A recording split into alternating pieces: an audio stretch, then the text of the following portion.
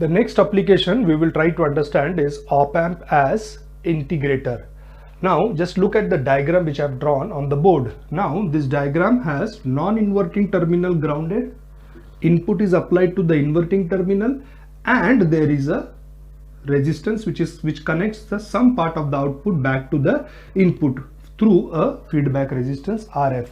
So if you closely look at the circuit, this is nothing but op-amp as op-amp as inverting amplifier. Okay, I will make some modification so that op-amp can be used as a integrator. Okay, so the circuit remains the same, op-amp as inverting amplifier. The only modification which has to be done in op-amp as inverting amplifier to make it op-amp as integrator, that we replace the feedback resistance by a capacitor.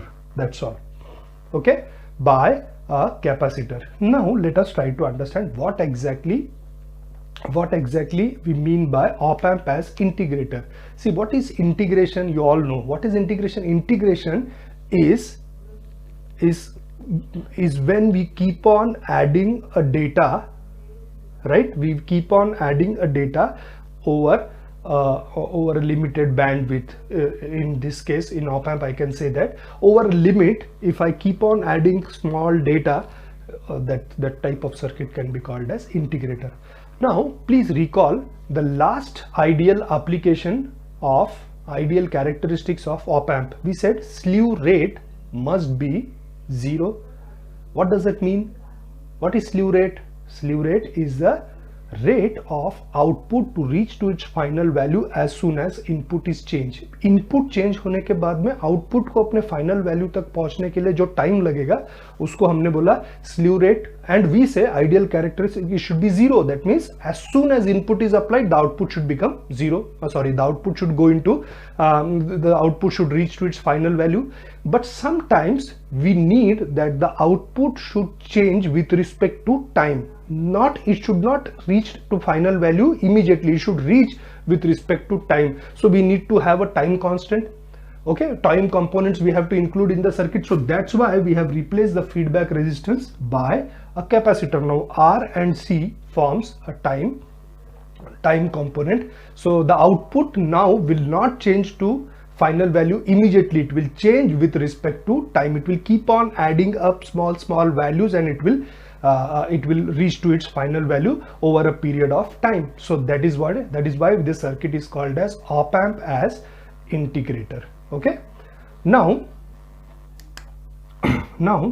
what you can see is, let the current, when input Vi is applied through Ri, let the current which will be flowing is I. Okay, now what you can see is, in case of op-amp as integrator, the capacitor is connected between 2 points. The summing point, as the circuit is working in inverting mode, the summing point will be at virtual ground. That means the potential at this point will be 0. So capacitor is connected between which 2 points? V0 and virtual ground, and the output is taken between this point, the same point, and ground. That means the output voltage, the entire output voltage drops across the capacitor, or I can say the output voltage is equal to the voltage across capacitor. So from the figure we can say, I will explain once again. I hope you have understood. See, what I said is capacitor is connected between this point and the ground, because summing point is at virtual ground, as we have connected the circuit in inverting mode, and from the same point and ground we are taking the output voltage. So it is as if we are taking the output voltage across capacitor. So output voltage will be equal to voltage across capacitor, and voltage across capacitor is given by Q by C, charge stored in the capacitor divided by capacity of the capacitor. And as the input is connected to the inverting mode, so I will say it will be V0 is equal to minus Q by C. Okay, this minus sign indicates there is a phase shift of 180 degree between input and output. Okay, now by definition of current. What is current? Current is rate of flow of charge. Okay, so what is I? I is equal to d dt of q. Okay, so let this be equation number 1, let this be equation number 2. Okay, so sorry, not this equation. I is equal to d dt of q. I can write the same equation as I dt is equal to dq. Okay, integrating both sides,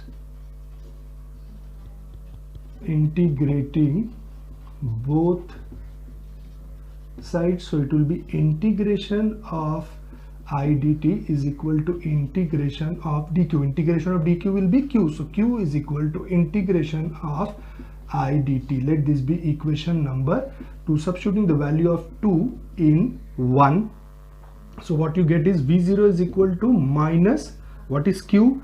Q is integration of I dt, and as c is constant, it will be taken out, so it will be 1 upon c integration of I dt. Let this be equation number 3.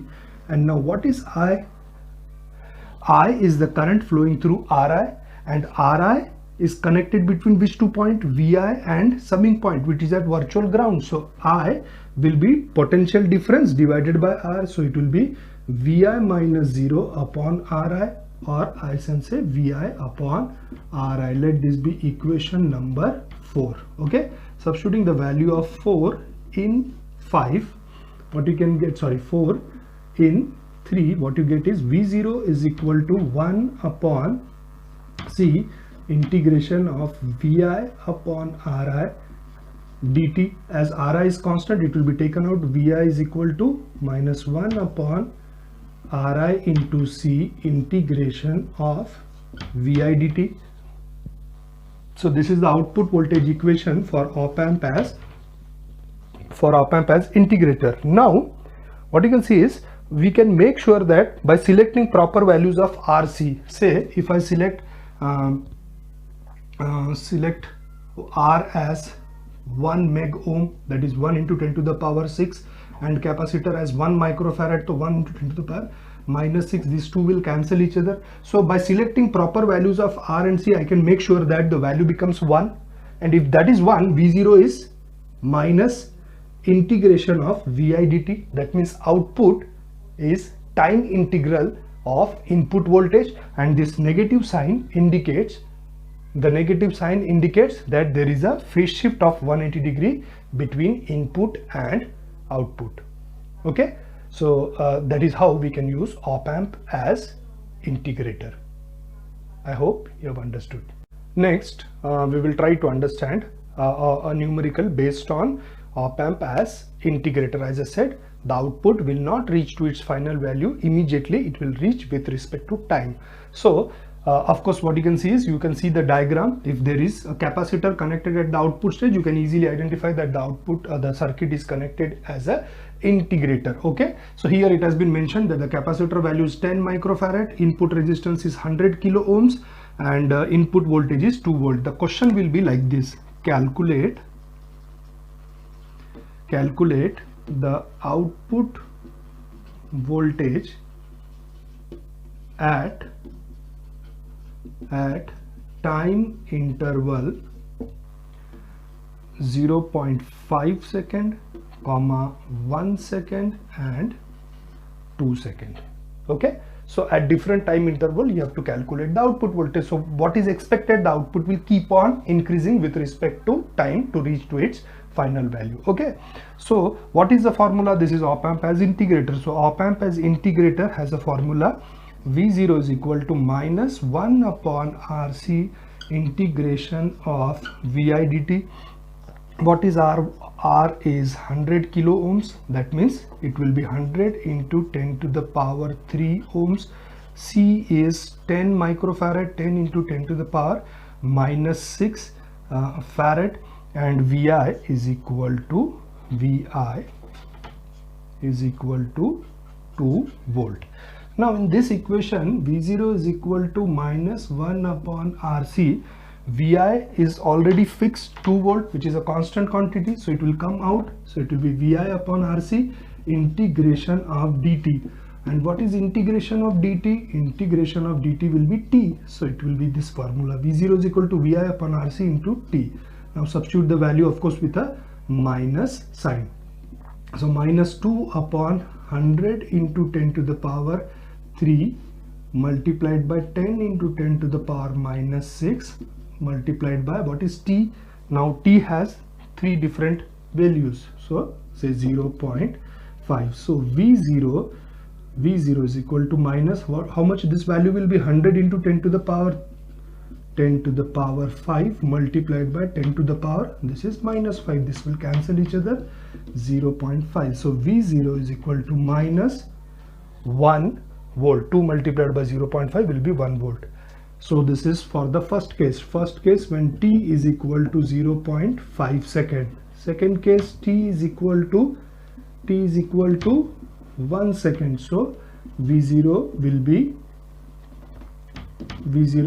2 volt, minus 2 volt. And third, when t is equal to 2 seconds, V0 will be minus 4 volt. You can substitute the value and you will get these answers. Okay, so what you can see is with respect to time, the output voltage is gradually increased. So sometimes in some application we need that the output to increase with respect to time. And if you remember, we use the same circuit op amp as integrator in the block diagram of function generator. If you remember, integrator, the output of the integrator will give you a triangular waveform. That means the output gradually increases to a particular value. At this point the circuit will be switched, and then the output will be the output voltage will decrease, and that will keep on happening. Switching happens, and the output of the integrator will provide you a triangular waveform. If you want, you can just go to that particular video and you can see function generator. The output, the first input which we provide from the upper and lower constant current source, we provide it to the integrator, and the output of the integrator provides you the triangular waveform. So we have already used this circuit in the circuit of function generator. So this is all about op amp as integrator. I hope you have understood. Next application is op amp as differentiator. Of course, the output voltage will be time differential of the input voltage. That is what we have to prove, that this circuit can be used as op amp as differentiator. Now just look at the circuit which I have drawn on the board. What you can see is, again, input is applied to the inverting terminal, non-inverting terminal grounded, and feedback resistance is provided. That means this is op amp as inverting amplifier. Now I'll make a small modification. As I say, it should be a time differential. Output should be a time differential of the input voltage. So I need to give a time factor. For that, what we do is we replace the input resistance by a capacitor. So input Vi will be applied between this point and ground. There is a capacitor which is, and as we are connecting it in the inverting mode, this is the summing point, which is a virtual ground. This is resistance R. Now when Vi is applied, current I1 will flow up to this point. As the input impedance of op amp is very high, all the current will flow through R. So we can say I1 is equal to I2. Okay, so first thing which I'll write is, as the input impedance of op amp is very high, what you can say is I1 is equal to I2. Let this be equation number 1. Now from the figure,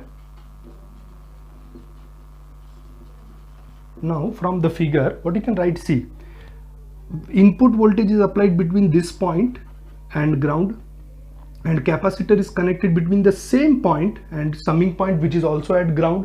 That means these two comes in parallel. That means Vi is equal to voltage across capacitor.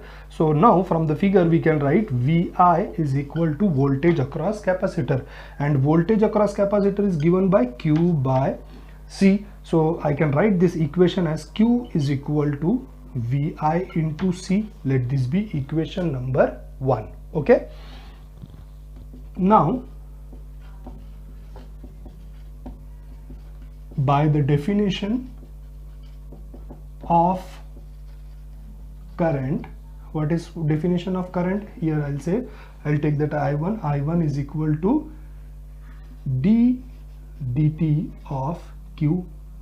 Okay, and I1 is equal to, what is the value of Q? Q has been taken as d dt of Vi into C, where C is the capacitance, which is a fixed value. So I1 is equal to C d dt of Vi. Let this be equation number 2. Okay. Now, what is I2? I2 is the current flowing through the resistance R, and R is connected between which 2 points? Summing point and output voltage. So difference, potential difference divided by resistance, it will be 0 minus V0 upon R, or I can say V0 minus V0 upon R. Let this be equation number 3. Substituting the value of 2 and 3 in equation 1. What you get is C d dt of Vi is equal to minus V0 upon R. So V0 is equal to, what will be the formula? Minus RC d dt of Vi. And as I said, of course, this will be the output voltage equation for op amp as differentiator. And if I select proper values of R and C, I can make the value as 1. And if this value is 1, V0 is minus d dt of Vi. That means output voltage will be time differential of input voltage, and this minus sign indicates there is a phase shift of 180 degree between input and output as the circuit is connected in inverting mode. Okay, so this is how we can use op amp as differentiator. Output voltage will be time differential of input voltage. Okay.